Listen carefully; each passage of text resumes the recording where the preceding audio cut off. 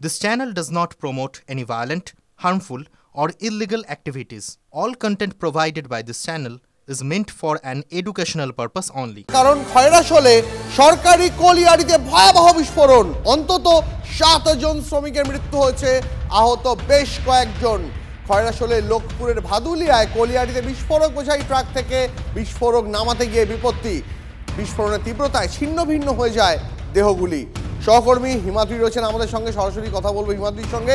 হিমাদ্রি, একটা সরকারি খনি, সেখানে তো কিছু নিয়ম বিধি মানতেই হয়, এটা তো সরকারি নিয়ম। সেখানে ট্রাক থেকে বিস্ফোরক নামাতে গিয়ে আজকে একটা পুজোর মতো দিনে দেবীপক্ষের সূচনা হয়ে গেছে, 7টা প্রাণ চলে গেল।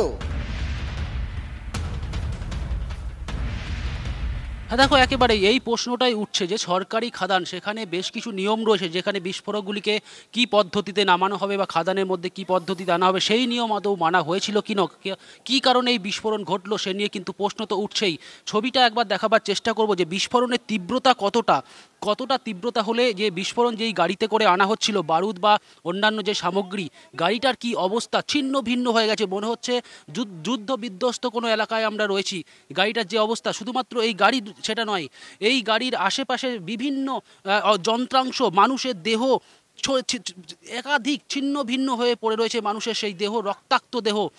এখনো পর্যন্ত 7 থেকে 8 জনের দেহ কিন্তু ইতিমধ্যেই রিকভার করা হয়েছে বা রিকভারের সেই কাজ এখনো চলছে।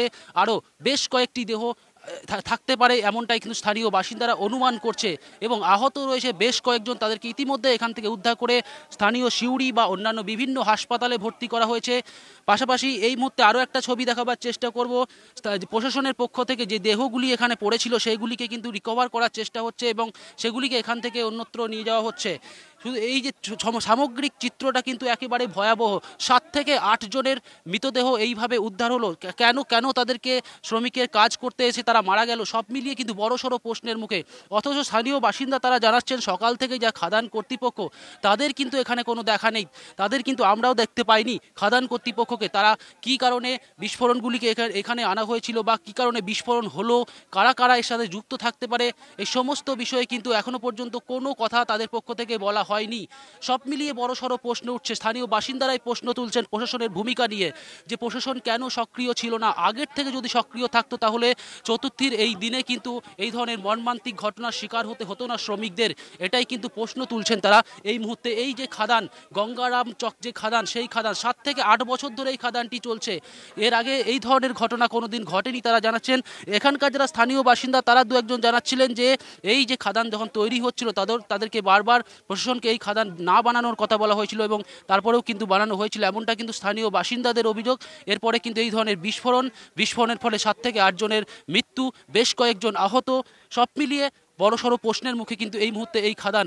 এখন দেখার বিষয়, স্থানীয় যারা মানুষ তারা বলছেন যে যাদের মৃত্যু হয়েছে তাদের পরিবারকে দেখবে কে, তাদেরকে কি ক্ষতিপূরণ দেওয়া হবে বা কী ধরনের প্যাকেজ দেওয়া হবে বা তারা এখন কি করবে, সব মিলিয়ে তারাও কিন্তু দ্বন্দ্বে রয়েছে এই মুহূর্তে।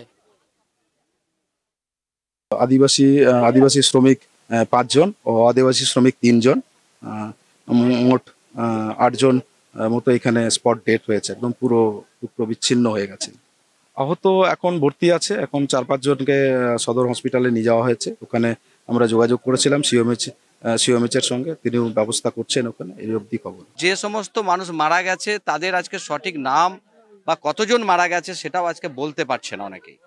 আমরা চাই এটার উচ্চস্তরীয় তদন্ত হোক।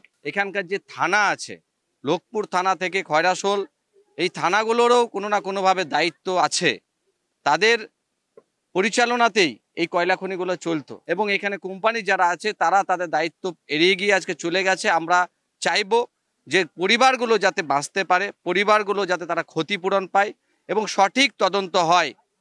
যারা দোষী আছে তাদেরকে কঠোর থেকে কঠোর শাস্তি দিতে হবে।